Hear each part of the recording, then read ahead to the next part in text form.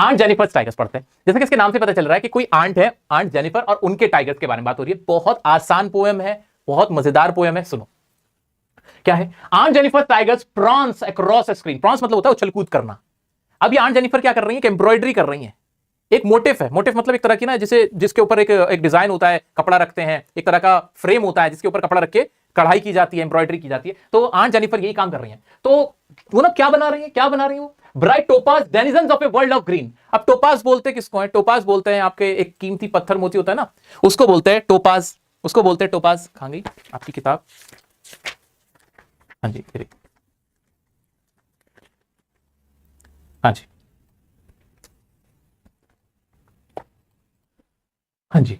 तो फिर डेनिजन्स का मतलब होता है रहने वाले, कहां के, world of green. World of green मतलब जंगल के रहने वाले। टोपाज किसको बोलते हैं, एक कीमती पत्थर जिसे शायद पुखराज बोलते हैं ना हिंदी में, पुखराज। तो वो किस तरह का होता है, वो पीले कलर का होता है। तो यहां पे शेरों को डायरेक्ट ट्रीज टाइगर्स नहीं बोला, बल्कि उन्हें कहा क्या क्या क्या, जो हरे जंगल में रहने वाले जो पीले कलर के होते हैं, यानी शेर। वो क्या कर रही है, आंट जेनिफर के टाइगर, उन्होंने ऐसे ऐसे बनाए हैं, ऐसे कढ़ाई करके टाइगर बना रहे, जो जो जिस पे मोटिव पे बना रहे वो ऐसे उछलकूद कर रहे हैं।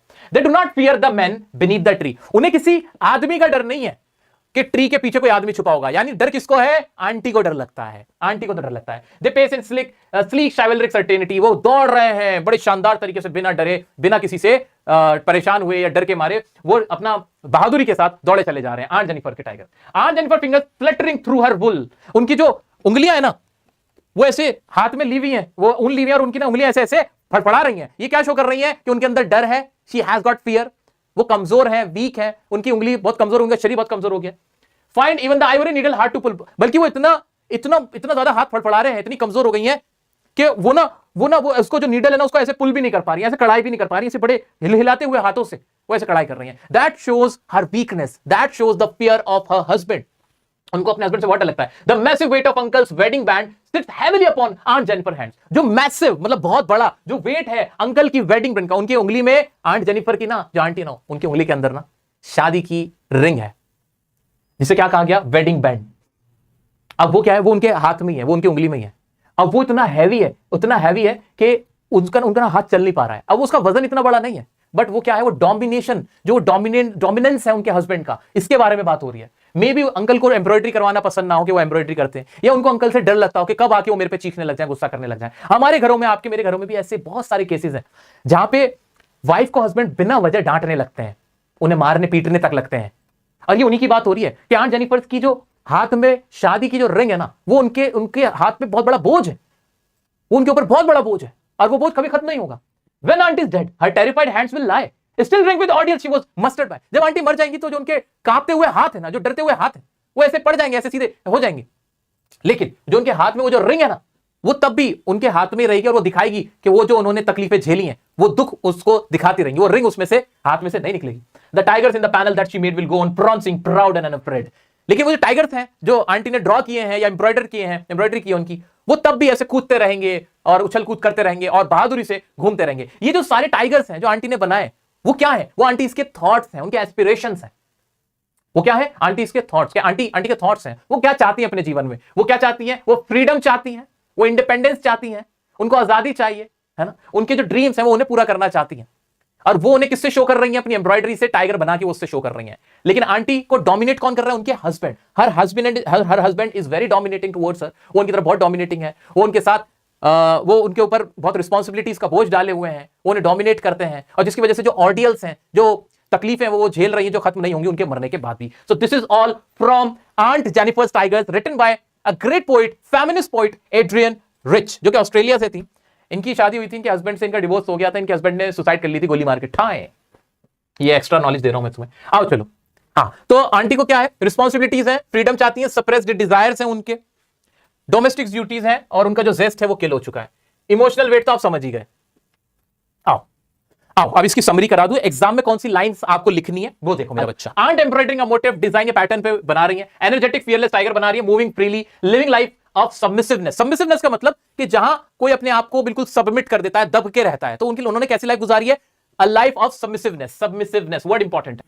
Her fingers tremble as she embroiders. Wedding ring reminds her the dominance of her husband. जो wedding ring है, सेम इसमें बार बार क्वेश्चन आता है कि wedding ring जो है वो किस चीज को शो करती है, तो that shows the dominance of her husband. वो उनके हस्बैंड के डोमिनेंस को दिखाती है। ऑन हर डेथ, जब वो मर जाएंगी, the ring will remain on her fingers, tigers continue to move around freely forever. जब वो मर जाएंगी, रिंग उनके हाथ में ही रहेगी, जो कि दिखाएगी जो भी अत्याचार उन्होंने सहे हैं, लेकिन जो उनके थॉट्स हैं, जो उनके विचार हैं, वो तब भी जिंदा रहेंगे। जो टाइगर्स हैं वो कंटिन्यू फ्रीली घूमते रहेंगे। तो वो टाइगर कुछ और नहीं है, उनके एस्पिरेशंस हैं, वो उनके सप्रेस डिजायर्स हैं, वो उनके थॉट्स हैं, जो वो एम्ब्रॉयडरी करके शो करना चाहती हैं। इस पोएम में और कुछ नहीं है। क्या यहां पे मेरा बच्चा सबको क्लियर हो गया? क्या यहां तक सबको क्लियर हो गया? अब इसका लिटरेशन क्या है? पापा, पहला जो लेटर है वो रिपीट हो रहा है, फिंगर्स पापा, फिंगर्स लेटरिंग, प्रॉन्सिंग प्राउड पापा, ये क्या कहते हैं, सर्टेनिटी वाला तो नहीं है। मेटाफर कौन कौन सा है? ब्राइट टोपाज दिखाया गया। टोपाज क्यों? मतलब वैसे तो पुखराज होता है जो कि पीले कलर का होता है मेनली, वो पीला कलर को किसको दिखा रहा है? टाइगर को दिखा रहा है। तो मेटाफर हमने क्या देखा था? ऐसा कोई वर्ड जिसका मीनिंग कुछ और हो लेकिन वो दिखाया किसी और चीज को, जैसे रेड ट्रैप। रेड ट्रैप से याद रख लेना, मेटाफर मतलब red trap. World of green, world of green का मतलब तो होता है हरे कलर की दुनिया। अब हरे कलर की दुनिया किसको कहा गया है? फॉरेस्ट को कहा गया है। तो ये मेटाफर हुआ इसमें। रेपिटेशन, बार बार एक ही वर्ड कौन कौन सा रिपीट हुआ है? दे रिपीट हुआ है, दादा रिपीट हुआ है, बस। इमेजरी क्या है? ब्राइट टोपाज, सोचे ब्राइट टोपाज। अच्छा सर, एक ही वर्ड इमेजरी भी हो सकता है और मेटाफर भी हो सकता है? बिल्कुल हो सकता है। सेम वर्ड दो तरह का पोएटिक डिवाइस भी हो सकता है, कोई दिक्कत नहीं है।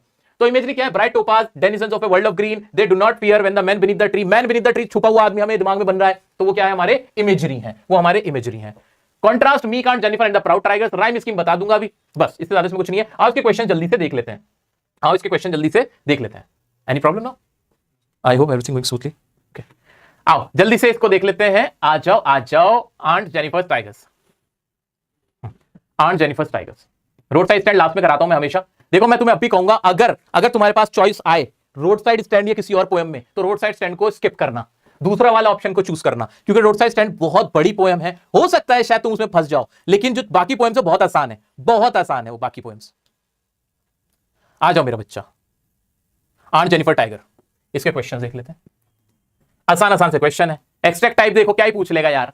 विच of the following are symbolized by the tigers in the extract above? Masculine world, feminine world, world of bold fearless creatures. कुछ गड़बड़ हुई है इसके क्वेश्चन वगैरह में।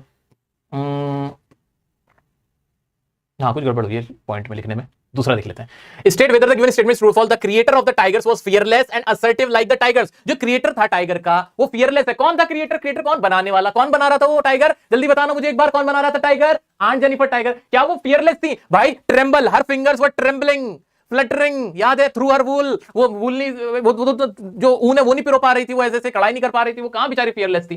तो आंसर फॉल्स था। Complete the following sentence. The use of the word topaz suggest that the image of the tiger on the screen is yellow colour की है। कैसा कलर है? ब्राइट येलो कलर है।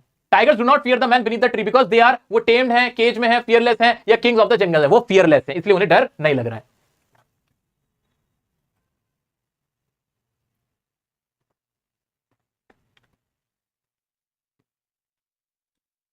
Which of the following themes is best represented in the given extract? जो extract हमें दिया गया, जो मैंने नहीं पढ़ा, तुम तो एग्जाम में पढ़ोगे पूरा, उससे इसको नाम क्या देना चाहोगे?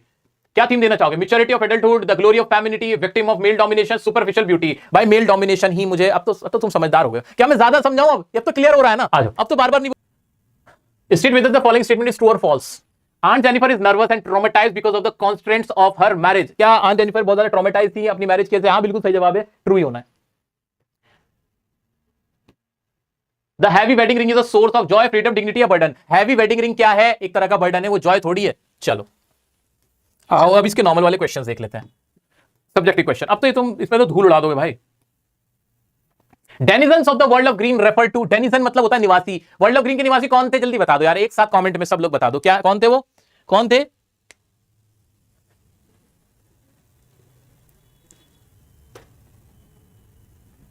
वो कौन थे? वो टाइगर्स थे, टाइगर्स के बारे में कहा गया।